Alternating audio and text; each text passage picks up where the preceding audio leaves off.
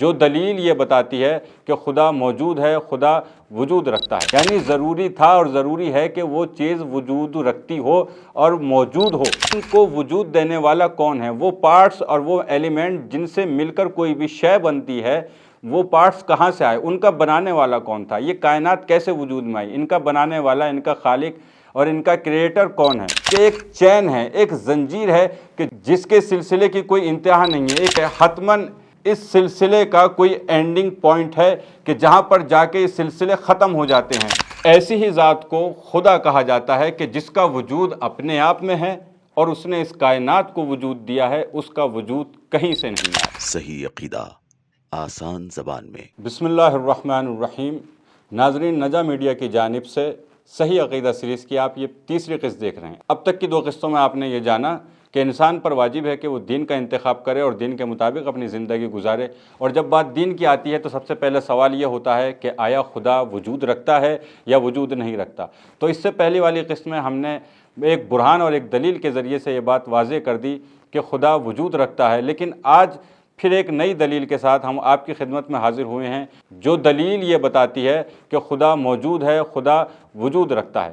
ناظرین، اگر آپ اس کائنات میں اپنی نگاہ دوڑائیں گے تو آپ جس چیز پر بھی اپنی انگلی رکھیں گے، چاہے وہ زمین ہو، آسمان ہو، ہوا ہو، سمندر ہو، پہاڑ ہو، یا آپ کے اطراف جتنی بھی چیزیں پھیلی ہوئی ہیں، تو جب آپ کسی بھی چیز کو دیکھیں گے تو آپ یہ پائیں گے کہ وہ وجود اور وہ چیز ایسی نہیں ہے کہ اس کا وجود اور اس کا ہونا نیسیسری ہو، یعنی ضروری تھا اور ضروری ہے کہ وہ چیز وجود رکھتی ہو اور موجود ہو، ایسا ضروری نہیں ہے، بلکہ اس کے وجود میں آنے کے لیے کچھ اسباب کی ضرورت تھی۔ جب وہ اسباب آ جاتے ہیں تو وہ چیز وجود میں آ جاتی ہے۔ وہ پارٹیکل، وہ پارٹس اور وہ ایلیمنٹ جو ایک چیز کے وجود میں آنے کے لیے ضروری ہوتے ہیں، اگر وہ ایک جگہ اکٹھا ہو جائیں، موجود ہو جائیں، تو وہ چیز وجود میں آ جاتی ہے، اور اگر ایسا نہ ہو تو وہ چیز بھی وجود میں نہیں آئے گی۔ تو پوری کائنات کا معاملہ یہی ہے، چاند ایسے ہی ہے، سورج اسی طرح ہے، سمندر، ہوا، فضا، گھٹا، سب کا معاملہ یہی ہے۔ لیکن اب سوال یہ ہوتا ہے کہ ان کو وجود دینے والا کون ہے؟ وہ پارٹس اور وہ ایلیمنٹ جن سے مل کر کوئی بھی شے بنتی ہے، وہ پارٹس کہاں سے آئے؟ ان کا بنانے والا کون تھا؟ یہ کائنات کیسے وجود میں آئی؟ ان کا بنانے والا، ان کا خالق اور ان کا کریٹر کون ہے؟ کیا ایسا ہے کہ ایک سرکل ہے اور ایک سائیکل ہے کہ مثلا اے نے بی کو بنا دیا ہے اور بی نے سی کو بنا دیا اور سی نے پھر اے کو بنا دیا؟ کیا ایسا ہے؟ ایسا یقیناً نہیں ہو سکتا۔ کسی بھی صاحب عقل کی عقل اس بات کو قبول نہیں کرے گی کہ اے نے بی کو بنایا ہو اور بی نے سی کو بنایا اور سی نے اے کو بنا دیا ہو۔ اگر ایسا کہیں گے تو اس کا مطلب یہ ہوگا کہ ایک ہی وقت میں اے تھا بھی اور اے نہیں بھی تھا۔ جب تک سی نہیں ہوگا تب تک اے نہیں بنے گا، اور جب تک اے نہیں بنے گا تب تک بی نہیں بنے گا، اور جب تک بی نہیں بنے گا تب تک سی نہیں بنے گا۔ تو یہ سائیکل تو ہو نہیں سکتی۔ تو کیا دوسرا احتمال جو دیا جاتا ہے وہ یہ ہے کہ ایک چین ہے، ایک زنجیر ہے کہ جس کے سلسلے کی کوئی انتہا نہیں ہے، ایک اینڈ لیس ایک زنجیر ہے، ایک چین ہے۔ مثلا 1 نے 2 کو بنا دیا ہے اور 2 نے 3 کو، 3 نے 4 کو بنایا، 4 نے 5 کو بنایا، اور یہ نمبر آپ ایسے ہی لیتے چلے جائیں، اس کی کوئی اینڈنگ نہ ہو۔ کیا ایسا ہے کہ یہ کائنات ایسے وجود میں آئی کہ مجھے مثلا میں 1 ہوں تو 1 کو 2 نے بنا دیا ہے اور 2 کو کسی 3 نے بنایا اور 3 کو کسی 4 نے بنایا اور اس کا کوئی اینڈ نہ ہو؟ کیا ایسا ممکن ہے؟